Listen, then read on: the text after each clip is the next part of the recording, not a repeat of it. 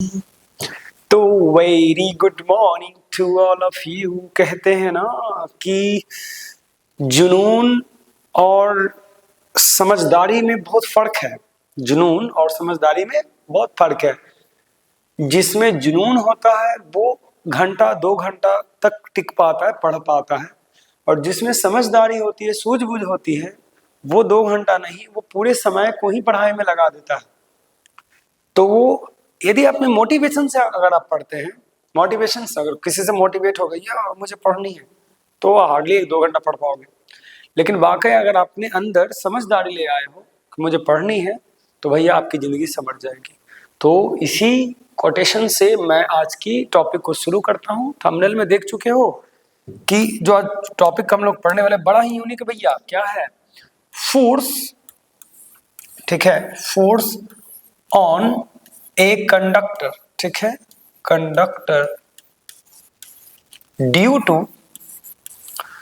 To magnetic field. भैया यही जो टॉपिक आपका है कि मैग्नेटिक फील्ड के कारण किसी कंडक्टर पर कितना फोर्स लगता है। ये बड़ा यूनिक बात है।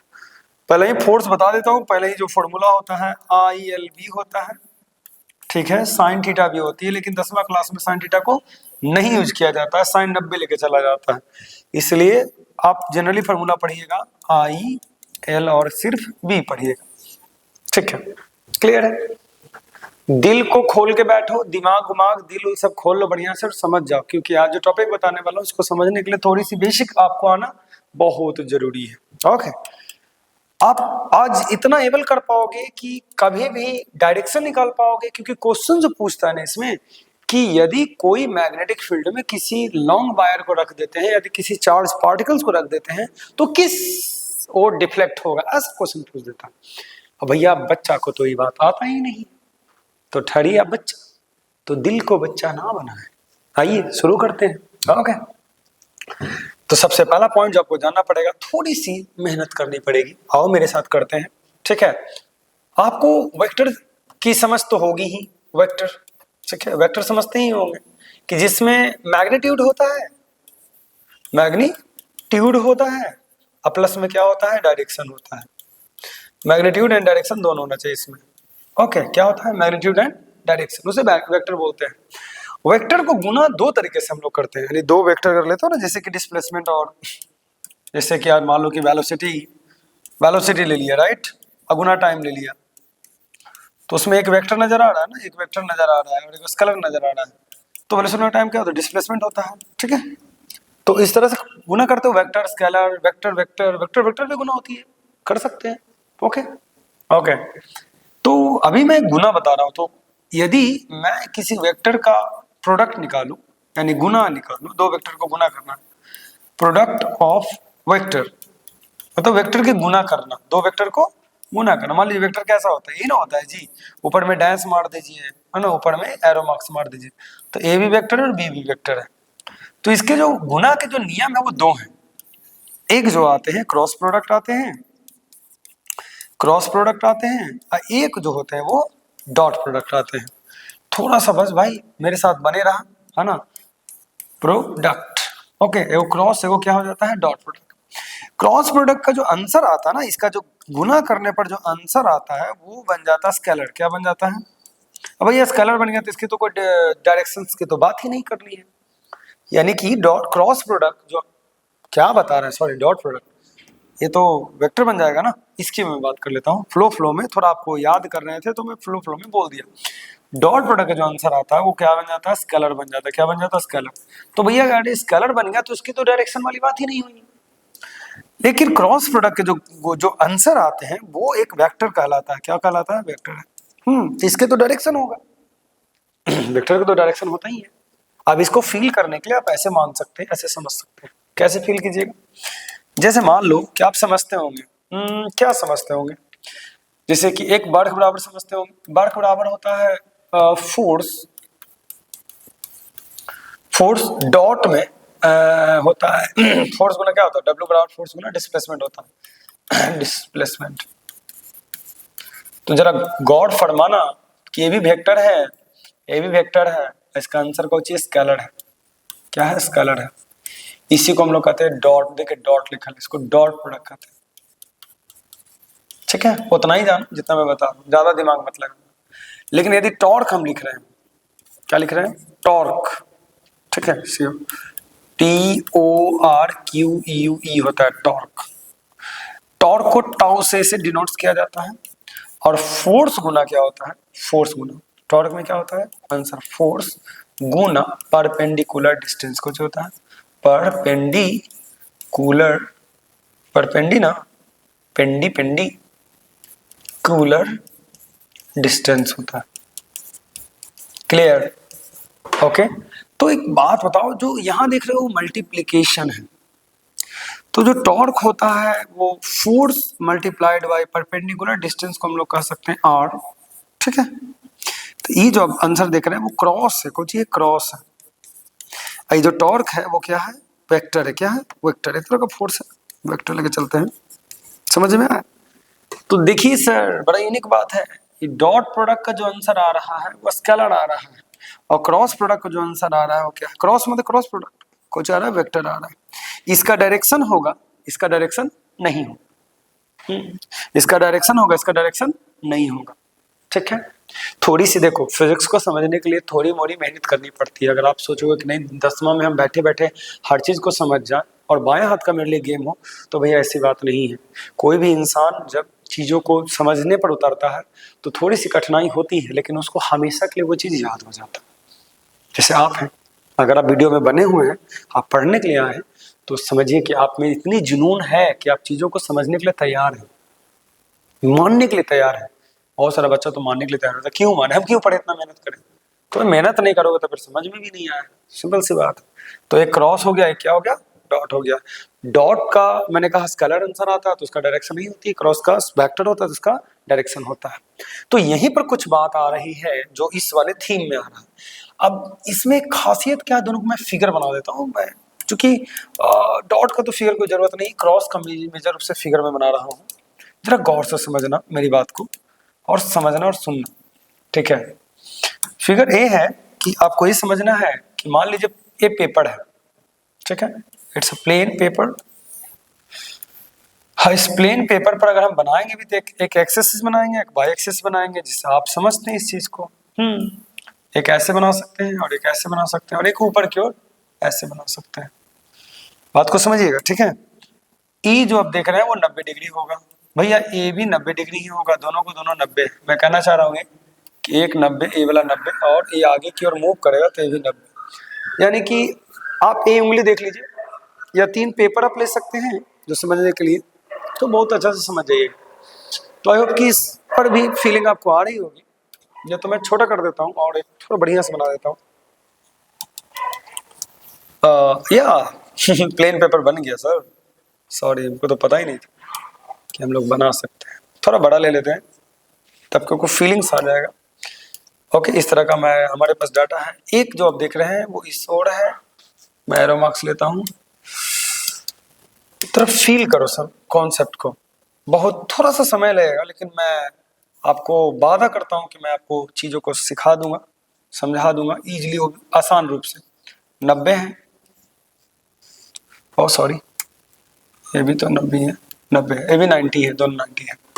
इस तरह से जो आप देख रहे हैं, तो आप इसको बड़ा भी मान सकते हैं, बढ़ा सकते हैं, इसको भी थोड़ा बढ़ा दीजिए तो आपको समझ अच्छे तरीके से आएगा, ठीक है।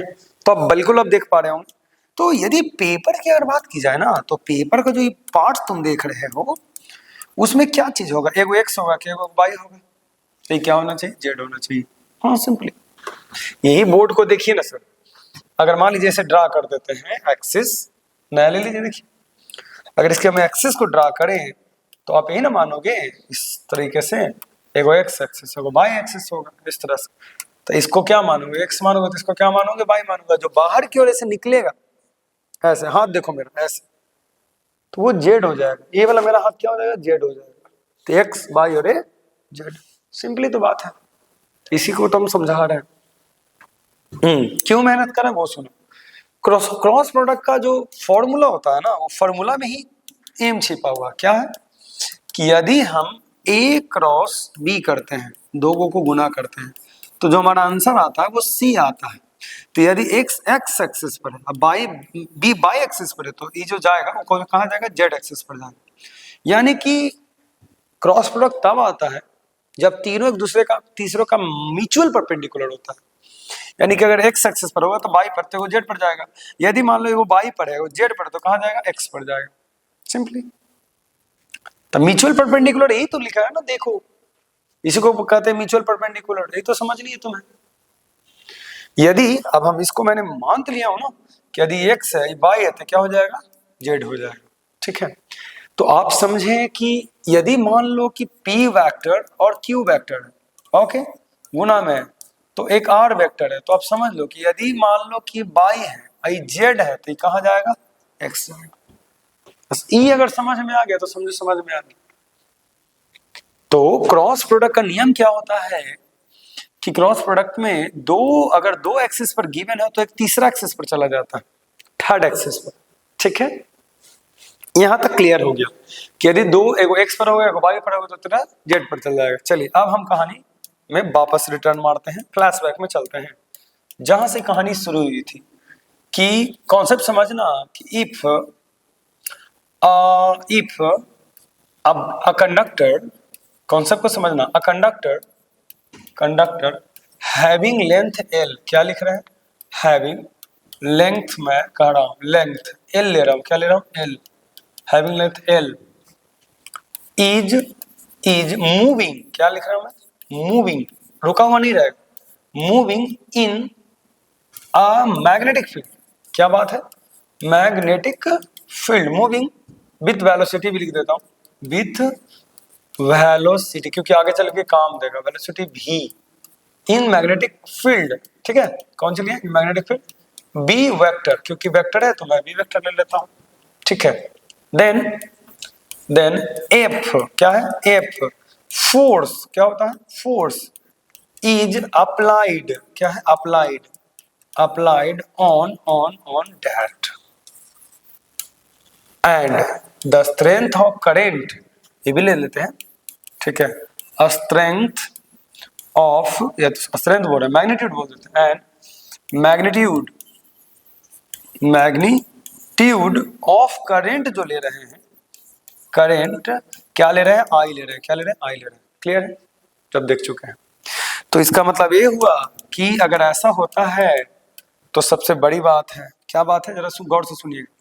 देन हम लिख सकते हैं कि फोर्स जो लग रहा है वायर पर, जैसे इस तरह से हम अगर मैग्नेटिक फील्ड की बात कर लें, आपके इमेजिनेशन में आ जाए, ये जो है यूनिफॉर्म मैग्नेटिक फील्ड है, पीला कलर का मैं शो कर रहा हूं, और इसके एरिया में एक कंडक्टर को मूव कराया जा रहा है, यहाँ से यहाँ कोई भी डायरेक्शन में, ठीक है, मूव कराया जाता है। इस पर जो फोर्स लगता है वो डायरेक्टली प्रोपोर्शनल होता है करेंट का, पहला पॉइंट हो, ये एक्सपेरिमेंटली किया हुआ है, ला भी सकते हैं, कोई बड़ा बात नहीं है, मैं कर दूंगा, बट अभी 10 क्लास में उतना मेहनत नहीं करनी है।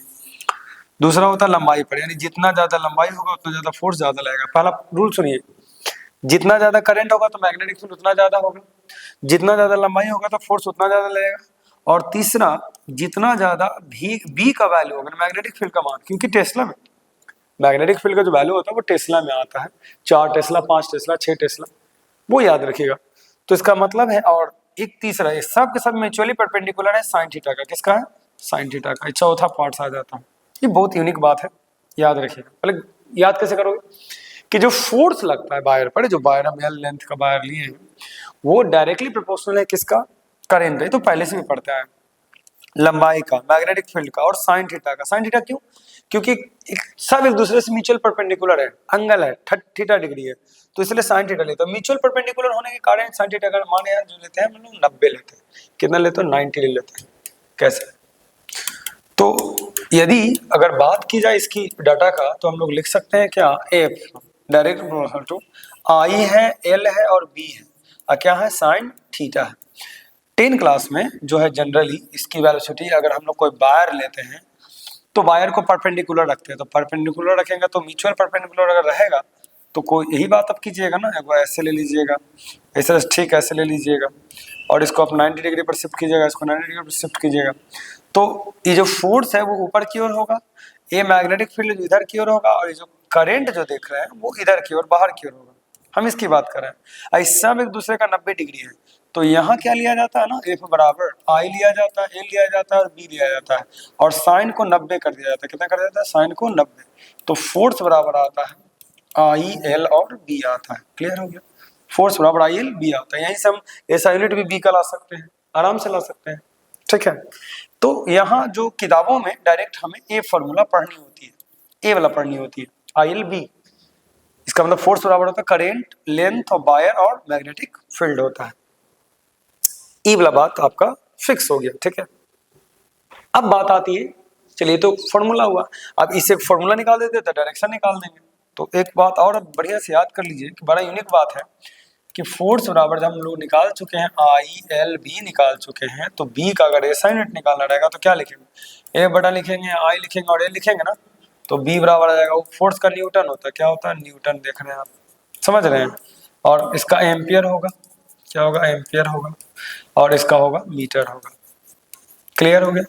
अब इसी बी को जो डिफाइन किया जाता है न्यूटन, ठीक है, बटा एम्पियर और मीटर, इसी को ना टेस्ला कहा जाता है। ठीक है, 1 न्यूटन और रहेगा 1 एम्पियर रहेगा, 1 न्यूटन बटा अगर एम्पियर मीटर में रहे तो इसी को हम लोग कहते हैं टेस्ला। क्या कहते हैं? 1 टेस्ला कहा जाता है। ठीक है, अब एक टेस्ला, गॉस भी इससे छोटा होता है, GAUSS गॉस, टेस्ला जो है साइंटिस्ट के नाम पर है। तो एक टेस्ला में 10 के पावर 4 गॉस होता है। याद रखिएगा, एक टेस्ला में 10 के पावर 4 गॉस होता है। तो ध्यान में रखना है कि हमारा न्यूटन बटा एम्पियर मीटर होता है, उसी को टेस्ला कहा जाता है। टेस्ला एक बहुत बड़ा यूनिट है, गॉस छोटा हो जाता है ना। टेस्ला बहुत बड़ा यूनिट है। अब दूसरा मेजर पॉइंट जिसके लिए हम लोग इतना मेहनत किए हैं वही तो मेन है ना। अब डायरेक्शन ऑफ फोर्स की बात कर लेता हूँ, यही तो मेन हम लोग को पढ़ना था। डायरेक्शन ऑफ फोर्स की बात कर रहा हूँ। किसकी कर रहा हूँ? फोर्स की बात कर रहा हूँ। किस डायरेक्शन में फोर्स लगेगा, ये मेजर क्वेश्चन हमारा आता है। आइए तो इस चीज को हम लोग समझते हैं और थोड़ी सी ड्रॉ कर लेते हैं फिगर को कि कैसे कैसे फोर्स लगेगा। पहले मैं आपको बता देता हूँ, फिक्स कर देता हूँ। जैसे मान लो कि अगर हम एक प्लेन पेपर ले लिए हैं, इस तरह से पेपर हम लोग कंसिडर कर रहे हैं और इसमें ये रहा आपका, मान लीजिए कि एक इस तरह से मैग्नेटिक फील्ड है, इस तरह से थोड़ी सी परपेंडिकुलर बनाने का हम कोशिश कर रहे हैं। पूरा तो नहीं बन पाएगा लेकिन कोशिश तो रहेगी कि बन जाए तो बेटर रहेगा। इस तरह से ऊपर की ओर गया है। ओके, तो ए भी 90 डिग्री ही है जो मैं कह रहा हूँ, और ए भी जो देख रहे हैं आप वो 90 डिग्री ही देख रहे हैं, दोनों में 90 ही है। ये 90 है और ये भी क्या है? 90 ही है। ठीक है, अच्छा, ये जो है फोर्स ऊपर की ओर लग रहा है और ए मैग्नेटिक फील्ड है बी की ओर जो बाहर की ओर लग रहा है, और ये जो देख रहे हैं आप क्या है? वो करंट है इसकी डायरेक्शन में। ठीक है, अच्छा, इसमें एक और चीज याद रखिएगा कि इसमें जो लंबाई है और करंट है दोनों का डायरेक्शन बड़ी यूनिक है सर, दोनों का साथ साथ लिया गया। यहीं पर फंडा मेन अटकता है समझने में, क्योंकि आप तो कह दिए क्या कि फोर्स जो है वो कुछ नहीं है, बस थोड़ा सा दिमाग लगाना है कि आप किसी एक को बाहर ले लीजिए। जैसे कि आप एक काम कीजिए, लंबाई को बाहर कीजिए और आई गुना कर दीजिए बी, ये साथ में आता है, इसके साथ आता है। ठीक है, तो अब कॉमन सेंस लगाने वाला चीज है कि एच में एक ही साथ तक लेते हैं, आई एल बी जो लिया जाता है, आई लिया जाता है और एल बी लिया जाता है। तो आप एल को बी को वेक्टर एक साथ रख सकते हैं और आई को रख सकते हैं, इस तरह से कर सकते हैं। किसी एक को कांस्टेंट मान लीजिए, तो किसी एक को कांस्टेंट मान लीजिए, करंट को कांस्टेंट मान लेते हैं, तो करंट को बाहर रखेंगे तो क्या हो जाएगा? एल वेक्टर गुना क्या हो जाएगा? बी वेक्टर होगा। तो ऐसे आप रख सकते हैं ना। तो मैंने कहा था ना कि मेन पॉइंट ये है कि ये क्रॉस प्रोडक्ट है, कुछ है क्रॉस प्रोडक्ट, क्रॉस प्रोडक्ट। अब बात आती है, जरा ध्यान से सुनिएगा। ठीक है, अब ये लंबाई तक सीमित है ना, इसको हम पार्टिकल्स में कर देते, क्योंकि डायरेक्शन में पूछेगा आपको, पार्टिकल्स में पूछेगा। तो जरा बताइए तो कैसे कर सकते हैं? यूनिक बात, बड़ा यूनिक बात है। कैसे? वो देखिए, हम आपको अभी तक वायर की बात कर रहे हैं, ठीक है, पार्टिकल्स पर बात नहीं किया, पार्टिकल्स मिला रहे हैं। तो आप सब जानते हैं फोर्स बराबर होता है आई एल बी होता है ना। तो आई का वैल्यू सब जानते होंगे क्या होता होगा, Q बटा T होता होगा, अगुना L अगुना क्या होता होगा, B होता होगा।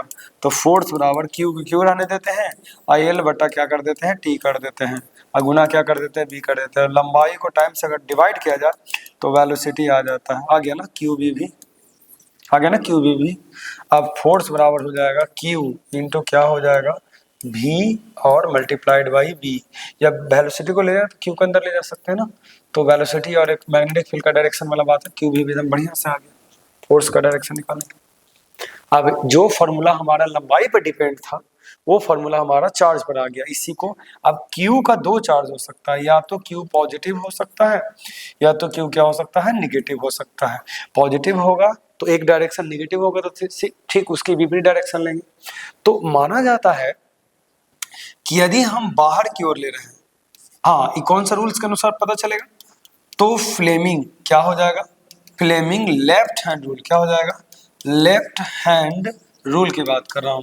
अगर कोई कहेगा कि फोर्स का डायरेक्शन किस रूल से निकलता है तो बता देना फ्लेमिंग लेफ्ट हैंड रूल से। और करंट का डायरेक्शन, फोर्स और करंट दो ही को तो है, जैसे फ्लेमिंग लेफ्ट हैंड रूल क्या कहता है वो देख लेते हैं।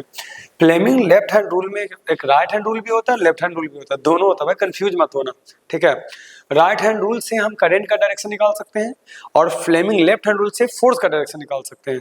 दोनों थोड़ी सी को घुमाया उड़ाता है, ऐसे आप कर सकते हैं इस तरह से ऐसे, ठीक है। तो मैं लिख देता हूं कि फ्लेमिंग लेफ्ट हैंड रूल जो है, left LHS, Fleming left hand rule जो देता है वो देता है डायरेक्शन ऑफ फोर्स। थोड़ी सी मेहनत करो, डायरेक्शन ऑफ क्या देता है, फोर्स देता है। और फ्लेमिंग राइट हैंड रूल जो देता है वो देता है डायरेक्शन ऑफ क्या देता है, करंट देता है, नहीं आई की बात मैं कर रहा हूँ, डायरेक्शन ऑफ करंट देता है। क्लियर हो गया, अब ये तो पूरा यहाँ तक क्लियर हो गया। अब मेन पॉइंट ये है कि यहाँ माना क्या जाता है वो समझो, यही मेन चीज है। इसको थोड़ा जूम करता हूँ और यही सबको तो बढ़िया से समझ में आ जाएगा। देखिएगा, अब कहानी सुनो कि यदि हम फ्लेमिंग लेफ्ट हैंड रूल लगाएं इस तरह से, ठीक है, तो इसमें 3 फिंगर होते हैं जिसमें एक थंब होता है, एक मिडिल फिंगर होता है, एक मिडिल फिंगर होता है, एक इंडेक्स फिंगर होता है। तो थंब के ठीक बीच वाला, इसकी मैं बात कर रहा हूँ, इसको ये मैग्नेटिक फील्ड को शो करेगा, ई जो है फोर्स को शो करेगा, ये जो बीच में है बड़का वो करेगा करंट को शो करेगा, ठीक है। तो जरा गौर से समझना कि यदि हम करंट, अब जो करंट का जो फ्लोइंग वाला पार्ट्स होता है ना, करंट जब फ्लो होता है, करंट की मैं बात कर रहा हूँ, करंट जब फ्लो होता है तो प्रॉब्लम क्या है कि एक लंबा तार ले लेते हैं, लंबा तार में फ्लो हो रहा है, ठीक है। तो करंट अगर आगे की ओर जा रहा है तो इलेक्ट्रॉन उल्टी डायरेक्शन में आता है, करंट अगर आगे की ओर जा रहा है तो इलेक्ट्रॉन उल्टी डायरेक्शन में आता है। तो करंट को हम देखिए, हम यहाँ एल वेक्टर लिए हुए हैं, तो करंट ऐसे जा रहा है, इधर की ओर नीचे की ओर जा रहा है, इलेक्ट्रॉन कहाँ से आ रहा है, तो ऐसे आ रहा है। तो यदि मान लेते हैं कि करंट तो इसका तो कहानी है ही है, ठीक है, इलेक्ट्रॉन के करंट तो फ्लो हो ही रहा है, तो एक फोर्स तो हम ले ही रहे हैं, ठीक है, क्योंकि यहाँ हम क्या लिए हैं, लंबाई लिए हैं। अगर हम बाहर की, ठीक है, हम बाहर का कोई बाहर से एक इलेक्ट्रॉन लाते हैं और इसके फील्ड में फेंक देते हैं, यानी कि मैग्नेटिक फील्ड में इसको फेंक देते हैं, बाहर से लाते हैं, तो फोर्स का डायरेक्शन क्या होगा वो सुनो। यदि एल और चार्ज दोनों पॉजिटिव हो, जैसे कि डायरेक्शन ए है, ठीक है, और पॉजिटिव चार्ज होता तो करंट तो जाहिर है ना, करंट का डायरेक्शन, एल का डायरेक्शन और करंट का डायरेक्शन एक ही लिए गया, क्योंकि यहाँ भी वेक्टर एल है, दोनों वेक्टर लिया गया। आप आगे चलकर वो काम देगा कि एल को भी वेक्टर माना जाता है, ठीक है। तो एल का वेक्टर और करंट का वेक्टर सेम है, इसका मतलब है कि इलेक्ट्रॉन विपरीत डायरेक्शन में आ रहा होगा। लेकिन यदि बात कर लेते हैं कि एक ऐसे पॉजिटिव चार्ज को लाते हैं जो पॉजिटिव चार्ज आएंगे तो करंट की डायरेक्शन में ही रिपेल करेगा, धक्का देगा उसको, ठीक है। तो यदि पॉजिटिव चार्ज लाते हैं तो नॉर्मली अगर हम मान लेते हैं अपवर्ड लग रहा है, कहाँ लग रहा है, अपवर्ड, ऊपर की ओर लग रहा है चार्ज, पॉजिटिव चार्ज लाते हैं तो जाहिर सी बात है कि यदि करंट के डायरेक्शन नीचे की ओर होगा तो कौन सा एक्सिस पर होगा, मान लेते हैं एक्स एक्सिस पर होगा, ये कौन सा होगा, वाई एक्सिस पर होगा, तो ये ऊपर की ओर कहाँ चल जाएगा, जेड एक्सिस पर चल जाएगा, ऊपर की ओर जेड एक्सिस पर जाएगा। जेड एक्सिस का दो वैल्यू होगा, ऊपर की ओर एगो नीचे की ओर। तो गौर से सुनो, ई वाला में यदि हम पॉजिटिव चार्ज लाते हैं, क्या लाते हैं, पॉजिटिव चार्ज लाते हैं, तो फोर्स का इस चार्ज पर जो फोर्स लाएगा वो ऊपर की ओर लाएगा, फ्रेश पेज एक और लेते हैं, वेट, समझाने के लिए, ठीक है। इस तरह का बना, ए हुआ जेड का ऊपर की ओर, ए हुआ मैग्नेटिक फील्ड, और ए थोड़ा सा हम ले लेते हैं इस तरह से, ओके। ए भी 90 डिग्री है भैया, ए भी 90 है, सबकी एक्सेस मेजर कर लेता हूँ, इस पर एक्स है, इस पर क्या है वाई है, तो ये क्या हो जाएगा जेड, समझो। अगर हमें एक लंबाई है, एक करंट है, एक ले लेते हैं पॉजिटिव चार्ज, पॉजिटिव ई चार्ज, ठीक है। तो करंट अगर आगे की ओर बढ़ रहा है, इस ओर जा रहा है, तो चार्जों को तो इसी ओर ढकेलेगा ना, पॉजिटिव रहेगा तो फोर्स क्या लगेगा ऊपर की ओर, मान लेते कहाँ लेते, पेज से ऊपर की ओर, पॉजिटिव रहेगा तो, ठीक है। लेकिन यदि हम यहाँ करंट इलेक्ट्रॉन ले आते हैं माइनस में, तो बाहरी इलेक्ट्रॉन, एक इलेक्ट्रॉन तो खैर ही है, बाहर से और इलेक्ट्रॉन लाते हैं, तो बाहर से इलेक्ट्रॉन लाएंगे तो इलेक्ट्रॉन में कौन सा चार्ज होता है, माइनस होता है, ठीक है। तब पॉजिटिव था तो ऊपर की ओर लग रहा था, तो नेगेटिव रहेगा तो कहाँ लाएगा, नीचे की ओर लाएगा, नेगेटिव रहेगा तो नीचे की ओर लाएगा, यानी कि ठीक इसके ठीक नीचे वो माइनस जेड जाएगा। तो यही बात इस क्वेश्चंस में आपसे पूछी गई है, देखते हैं आप इसका जवाब दे पाते हैं कि नहीं। कौन ऐसा बच्चा है जो इसका सही सही आंसर दे पाता है, जो इस क्वेश्चन इसमें पूछा गया। आइए क्वेश्चन देखते हैं, ये रहा आपका पहला क्वेश्चन, ठीक है। तो एक क्वेश्चन जो आप देख रहे हैं वो पहले समझिए, इसको ले चलते हैं वहां जहां कहानी चल रही थी, इसको ढक दिए, नीचे वाले को हटा देते हैं, चलिए साफ हो गया पूरा, ओके। क्वेश्चन पढ़िएगा जरा, पहले क्वेश्चन को नीचे कर देते हैं, थोड़ा बड़ा है, पढ़ लीजिए। क्वेश्चन क्या करें वो सुनिएगा, ठीक है। क्वेश्चन का क्या दिख रहा हो, शायद नहीं, वेट और थोड़ा बड़ा कर देता हूँ। क्वेश्चन क्या करें मैं पढ़ देता हूँ, ठीक है। अगर आपको थोड़ी सी दिक्कत हो रही है पढ़ने में, समझने में, तो क्वेश्चन को मैं पढ़ देता हूँ। क्या कह रहा है, an electron इंटर्स a magnetic field at right angle, मतलब 90 डिग्री से इंटर्स करता है, ठीक है। फिगर नहीं दिया हो, बट मैं फिगर मैं खुद बना देता हूँ, फिगर भी दिया हुआ था, शायद मैं फिगर बना नहीं पाया, उसका कट गया होगा। तो ये जो है इस तरह से मैग्नेटिक फील्ड माना जाता है, इस तरह से, ओके। अब वो जो इलेक्ट्रॉन जो एंट्री मारा है ना, वो इससे मारा है, इस तरह से मारा है, ठीक है। जो मैग्नेटिक फील्ड है वो पेपर पर है, पेपर समझ रहे हैं ना, पेपर पर बनाया गया मैग्नेटिक फील्ड। अब इसको तो छोटा कर देते हैं तो आपको समझ में भी आ जाएगा बढ़िया से। तो ये तो एक पॉइंट हुआ, एज सोन, ठीक है, figure. The direction of force acting on the electron will be to the right यानी कि ईस ओर, टू द लेफ्ट यानी ईस ओर, पेपर पर ही, आउटसाइड द पेज यानी बाहर की ओर, और इनटू द साइड पेज अंदर की ओर, ये वाला बात है, ठीक है। तो इसको समझने के लिए कुछ हम ऐसा एग्जांपल लेते हैं। This is our paper, okay. इस पेपर पर दो एक्सिस बन सकते हैं, आप जानते हैं इस पर एक्स और वाई बनेगा, बनेगा ना, एक्स और वाई पर तो होगा ही, एक इस ओर से एक इस ओर से होगा, देखो ध्यान से। और अगर जो मैग्नेटिक फील्ड जो लाया गया है वो परपेंडिकुलर लाया गया ना, 90 डिग्री के साथ लगा, ठीक है। तो कॉमन सेंस है कि यदि इस पेपर पर अगर हम लोग लाते हैं फोर्स को, ऐसा कुछ लाना, ठीक है, और परपेंडिकुलर कैसे, डायरेक्शन ए मैग्नेटिक फील्ड के परपेंडिकुलर है। तो इसी को समझने के लिए हम आपको एकदम बढ़िया से ड्रा करके दिखा देते हैं, फील करना तो मेरे साथ जरा, देखना तो फीलिंग आता है कि नहीं। ए रहा पेपर, उस पेपर की मैं बात कर रहा हूं। इस पेपर में इस ओर जो मान लीजिए एक्स एक्सिस है और ऊपर की ओर मान लीजिए वाई एक्सिस है, ठीक है। इस पेपर में हम ऐसे मैग्नेटिक फील्ड बना दिए हैं, ठीक है। बाहर से नहीं है, इसी पेपर में ऊपर से जो बाई की ओर से, कौन सा डायरेक्शन से, बाई डायरेक्शन की ओर से, इस डायरेक्शन से इलेक्ट्रॉन आया है माइनस में, ठीक है। एकदम कूल, समझ में आ रहा है आपको। अब इस डायरेक्शन से इलेक्ट्रॉन आया है, बाई डायरेक्शन से आया है, और एक्स की ओर क्या है, मैग्नेटिक फील्ड है, तो ऐसे भी परपेंडिकुलर तो लग ही रहा होगा आपको, एकदम बढ़िया से लग रहा होगा, ठीक है।